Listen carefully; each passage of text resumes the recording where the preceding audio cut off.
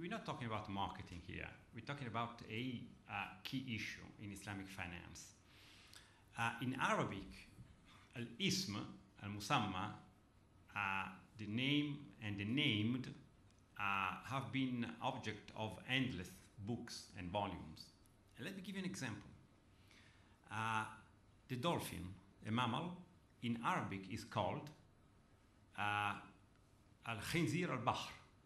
This is Arabic. Khinzir al-bahr, which it translates into the, this is Arabic, it's classical Arabic, it's fusha, sheikh, which translates as the pig of the sea. Now, if you go back to a lot of Sharia or fiqh books, you will read that this meat is not allowed to Muslim, though it's a mammal, because it's called Khinzir al-Bahr. What I'm trying to tell you is that the name in Islam is a key issue. Is a key issue. So I don't want to draw any very quickly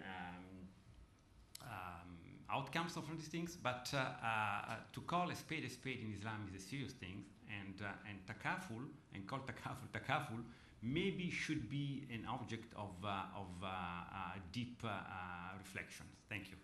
Sorry. I have a quick. I'm sorry. I just wanted to just say on that. I'm very always impressed with Alberto's knowledge of Arabic and Islam. You're quite right that the hadith I know and the name of the dolphin I know as well. But let me just look at it from a different perspective. There was a Sahaba whose name was Abu Huraira. His name was Abu Huraira because he loved cats. And people used to recognize with him more when somebody said Abu Huraira, they immediately knew it was that gentleman who had cats around him all the time and loved cats. In the Arabic language, in more not so classical terms, but certainly more popular terms, people call. They say there's a kunya. There's a when you patronym, kunya. Yes, kunya. When you call somebody in Arabic, if you call them by their kunya, people familiarize themselves with that person more quickly than if you do with their name. So my name is Sameeul, but in the office people call me Abu Wissam, which means the son of Wissam. The father. The father of Wissam. The kunya is the father. Yeah. There is a gentleman in our office who has a very, very big mustache, and in Arabic the mustache is shanab, and people call him Abu Shanab, the father of the mustache. So people suddenly immediately know who it is. So I quite take on your point, but the point I was trying to make was that we should stick to the principles of Sharia-compliant insurance products, absolutely, and that's what satisfies me in the last 9 years of practicing insurance, in that I'm doing it on a Sharia-compliant basis. But if I come to the UK or I come to the West, maybe it should be Abu Takaful. No, I see the point. But what I was just trying to say is that the ism, the name and the named in Islam are very important. Was a question down there, please? Assalamu alaikum, Mohamed Ju from Takaful, Gambia. This is like my 4th time coming, and it appears each year we meet, there is some efforts in trying to dilute the values of Takaful, from my personal understanding.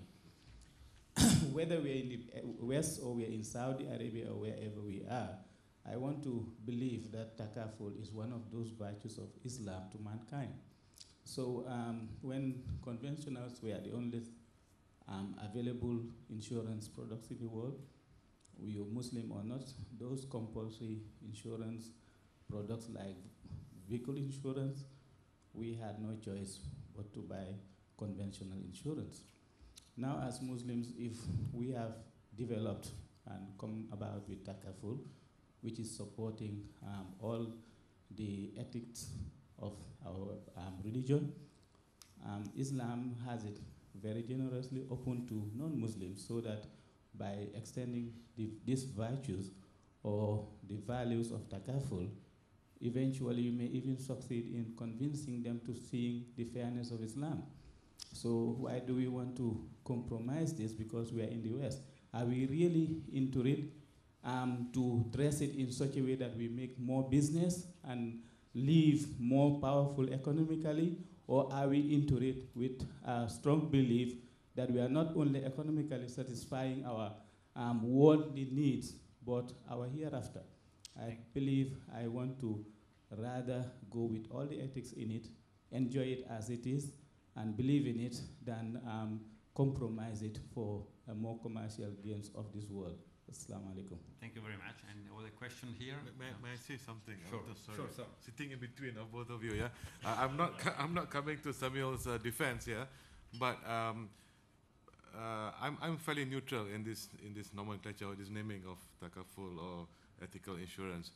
I think what works is something that we need to look at, and I'm afraid I don't agree with you, sir, to say that if we were to name it something else besides takaful, it would dilute the value of it as such. That's something that I don't see the point, because it's a rose by any other name. In the Malay language, in Malaysia where we come from, the word for salat or prayers is the same word that is used by all the religions in Malaysia. Semayang, you know, a Buddhist uses that word, a Christian uses that word, but when we do it, it's peculiar to our own doing. So, but I personally feel there's a lot of value in having a common standard as such that would appeal to non-Muslims, because we keep on saying that one of the key success factors in globalizing this is the acceptance of non-Muslims, and if that's something that we need to look at seriously, then perhaps we need to.